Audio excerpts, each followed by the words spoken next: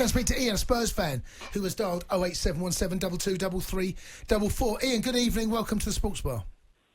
No then, mate. Hello, Ian. Ian? Hiya, mate. Hello, mate. I'm just saying, how good would he be if he had to, a team in the lower leagues without no money? He had to build a team from scratch. Well, would he be as good as he is now? Well, I find that a bit tedious, that kind of argument, because one, we'll never know. You could throw that all the top managers. Yeah, I think you could say that about anyone, couldn't you? Yeah, you could say it about Mourinho, you could say it about Conte, you could say it about Klopp, you could say it about all of them. Would they be as good as what they are now in the lower league team? You'd have to say that good managers. You adapt to your situation. You do, but also, you need good players. You do. He wouldn't be able to go down. The way that he plays. I mean, you couldn't. He couldn't do that in League Two. He couldn't pick any team up and turn them into.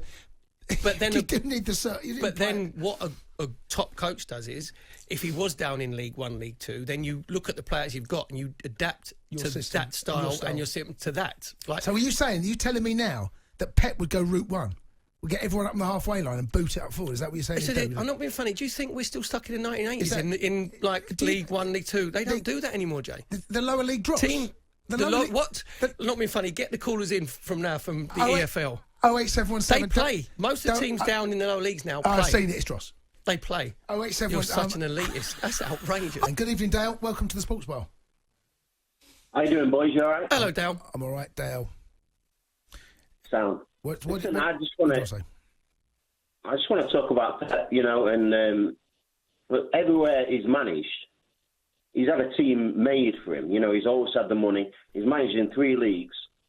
If we're talking about Pep as the greatest, I'm sure this call's come before. You know what I mean? But the bottom line is, he's got the money. He's got the squad. What makes him a great manager? That's my first point. Okay. Right. What's your second? No. Well, the answer to that is go on. On this. I agree with you with when he was at Barcelona and Bayern Munich. This time, he has built this team. Nobody saw this. Come on, Dale. Even you didn't see when Man City lost against Spurs. Credit where credit's due. No one saw this happening. But the way that he structured this team, the way that they're moving the ball, the way that he's rotated, the way that Gundogan has improved, the way that John Stones, Diaz has come in. Sterling probably hasn't had the outstanding scenes he had last year, but he's still been pivotal in their success. Dale, you've got to give him success for building this team. Yeah, listen, he's a good manager. But if if we're talking money-wise... How much was Virgil van Dijk? How much was Virgil van Dijk? Very cheap, was it? 75 million, was he? How much was Alisson? Similar. Well, that means Jurgen Klopp's had money to build your Liverpool side. Yeah. He's had money. But a squad...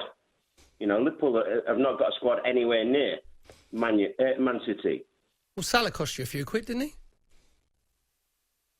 It cost a bob or two, yeah. apart from them three, he has any money. Dale, I'm no City fan or Liverpool, but you've got to give credit. Spending money does not guarantee anything. We've seen lots of teams spend lots of money and struggle. Man United spent Man United, $500 million. I think they have. So well, I think it may well be $1 billion since Sir Alex. No, I'm talking about left. When they haven't had the success. Since Sir Alex left, Mourinho into Solskjaer, into Van Gaal. Go on, what's your other point, Dale? Yeah, my second point. Listening to the commentary on the match, and I think Mickey Gray said, if anyone deserves money, it's Pep. Talking about Messi. But, if anyone deserves money in the league, it's a guy like Sean Dyche, really. Just ludicrous sort of statement. If anyone deserves money, it's Pep. Well, Man City have invested quite a lot of money, and the reason they're at the level they're at is because the investment, isn't it, from Abu Dhabi. That's why they're at, but they've spent it really wisely.